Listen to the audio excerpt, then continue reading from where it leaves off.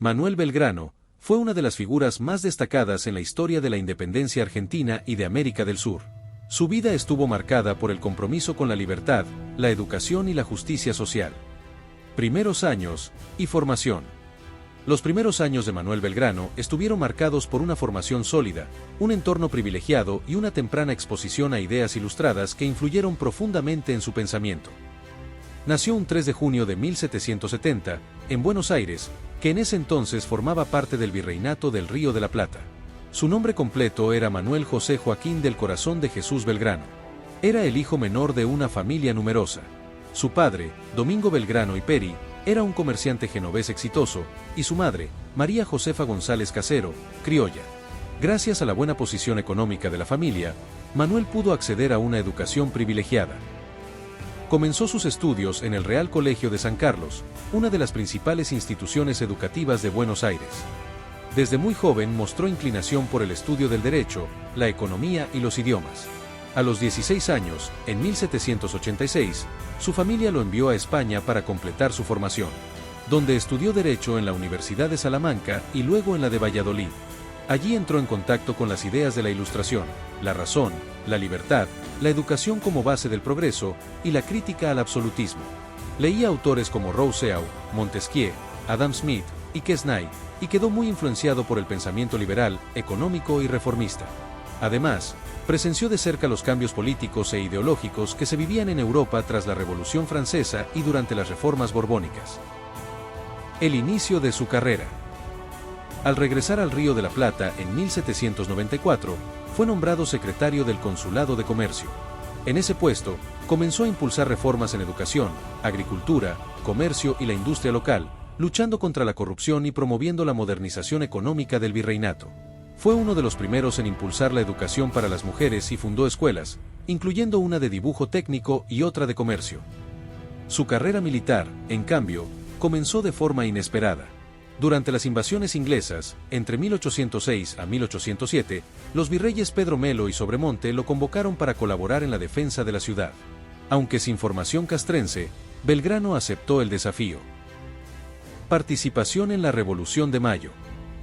La Revolución de Mayo fue una serie de acontecimientos políticos que ocurrieron entre el 18 y el 25 de mayo de 1810 en Buenos Aires, y que terminaron con la destitución del virrey Baltasar Hidalgo de Cisneros y la formación del primer gobierno patrio, la Primera Junta. Fue el comienzo del proceso de emancipación del dominio español. La participación de Manuel Belgrano fue clave, tanto por su compromiso político como por su influencia ideológica en el movimiento independentista. Aunque no fue una figura militar destacada en ese momento, sí fue un actor fundamental en la transformación política que llevó al inicio de la independencia del Virreinato del Río de la Plata. Fue miembro del Grupo Revolucionario, formando parte del Grupo Criollo Ilustrado que desde hacía años cuestionaba el poder colonial. Junto a figuras como Mariano Moreno, Juan José Castelli y Cornelio Saavedra, integró el grupo que organizó la caída del virrey. El 22 de mayo de 1810 participó del Cabildo Abierto, donde se debatió el futuro del virreinato ante la caída de la Junta Central de Sevilla, en España. Belgrano votó por la destitución del virrey Cisneros y por la creación de un gobierno autónomo. Hasta que el 25 de mayo de 1810 se creó la primera Junta de Gobierno, donde Belgrano fue designado vocal, junto a otros patriotas. Desde ese cargo, promovió políticas reformistas y patrióticas, defendiendo la libertad de comercio, la educación y el fin del absolutismo. Una de sus frases más recordadas durante este proceso es: "Queremos al soberano de este suelo, no al usurpador que se sienta en el trono de España". Creación de la bandera argentina. La creación de la bandera argentina por Manuel Belgrano es uno de los hechos más simbólicos y emotivos de la historia nacional. Ocurrió en el contexto de la lucha por la independencia, cuando se buscaba afirmar una identidad propia, diferente de la corona española. En 1812, Belgrano fue designado por el primer triunvirato como jefe del regimiento de patricios y enviado a Rosario para fortificar las costas del río Paraná, que estaban amenazadas por barcos realistas. Para motivar a sus tropas y simbolizar la independencia que estaban construyendo, Belgrano quiso crear un símbolo nuevo, diferente del español. Creó la bandera argentina, con los colores celeste y blanco, inspirados en la escarapela nacional. El 27 de febrero de 1812, Belgrano hizo izar por primera vez la bandera argentina en las barrancas de Rosario, frente a las baterías Libertad e Independencia. En su diario, escribió: siendo preciso enarbolar bandera, y no teniéndola, la mandé a ser blanca y celeste conforme a los colores de la escarapela nacional. El primer triunvirato no autorizó oficialmente la bandera en ese momento. Le ordenaron a Belgrano guardar la bandera y no usarla más, ya que aún no se había declarado la independencia formalmente y temían provocar a España. Pero no llegó a recibir esa orden a tiempo, y la volvió a usar al jurarla con sus tropas en Jujuy, el 25 de mayo de 1812, aniversario de la Revolución de Mayo. Sus campañas militares. Las campañas militares de Manuel Belgrano abarcan un periodo crucial entre 1810 y 1814, y aunque él no tenía formación, asumió con responsabilidad y patriotismo el rol de jefe militar en momentos clave para la independencia. Campaña al Paraguay, de 1810 a 1811. Tras la Revolución de Mayo, el gobierno de Buenos Aires buscó que todas las provincias del exvirreinato reconocieran su autoridad. Pero Paraguay se negó, por lo que se decidió enviar una expedición militar para convencerlos o someterlos. Sin experiencia militar, Belgrano fue nombrado jefe de la expedición por su lealtad y compromiso con la Junta. Partió con un ejército pequeño y mal equipado.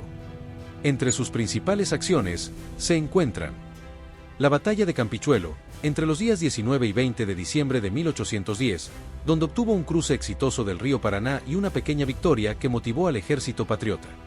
La batalla de Paraguarí, el 19 de enero de 1811.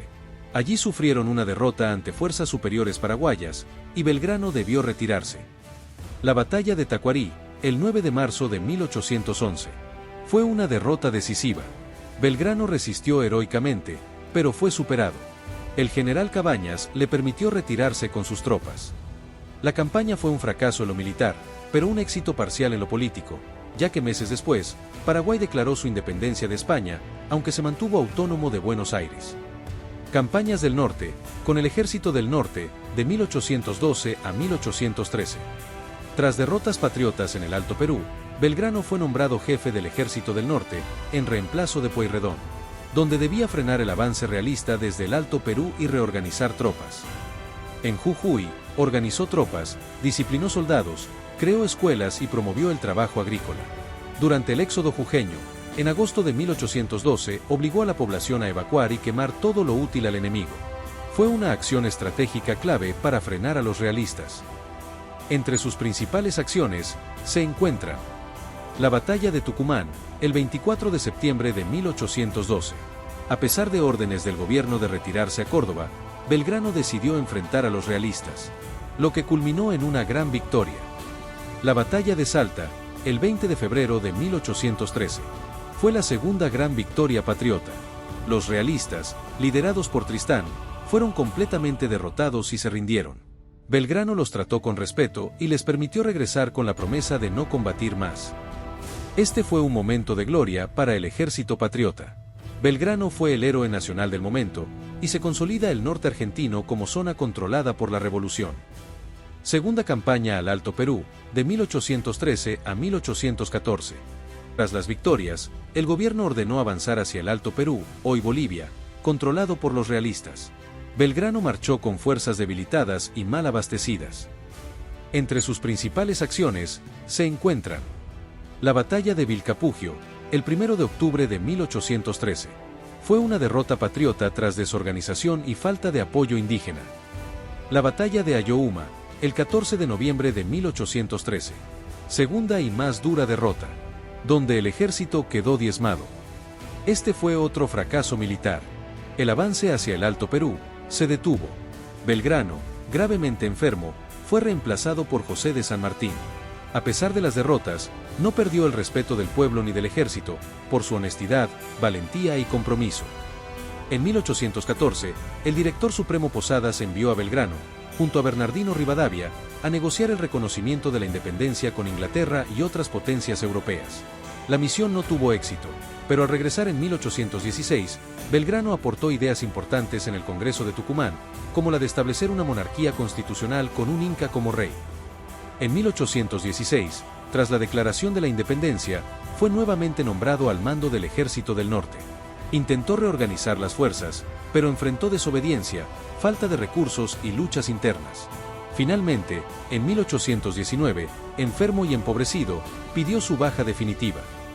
Su fallecimiento. El final de Manuel Belgrano fue tan triste como simbólico. Murió en el olvido, la pobreza y la enfermedad, mientras el país que ayudó a liberar se encontraba sumido en el caos político y militar. Desde 1813, sufría problemas de salud crónicos, especialmente del sistema digestivo, posiblemente una hidropesía o cirrosis hepática. En 1819, su estado era muy grave, pero aún así continuaba al servicio de la patria.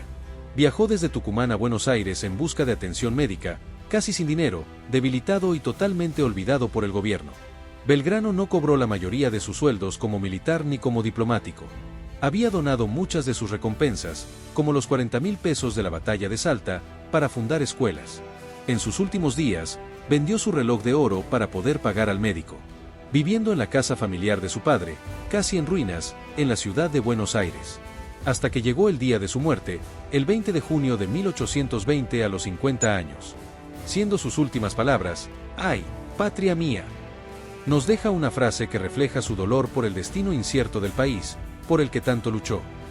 Ese mismo día, en Buenos Aires, había un vacío de poder absoluto. El país estaba en plena anarquía de 1820, con 3 gobernadores simultáneos, luchas civiles y descomposición del gobierno central. Incluso ningún diario porteño mencionó su muerte. Finalmente, fue enterrado en el convento de Santo Domingo, donde había sido educado de niño. Su funeral fue humilde, sin honores oficiales ni ceremonia pública. Recién a décadas después de su muerte, el país comenzó a valorar su figura como uno de los padres de la patria. En 1903 se construyó su mausoleo en la iglesia de Santo Domingo. En su honor, se celebra el Día de la Bandera Argentina cada 20 de junio. Si quieres seguir escuchando las historias y grandes hazañas de los personajes que marcaron una huella en el tiempo, suscríbete para darle apoyo al canal y poder brindarles más contenido. Deja en los comentarios tu opinión al respecto, y aporta datos si crees que faltaron o serían importantes para agregar. Nos vemos en el próximo video.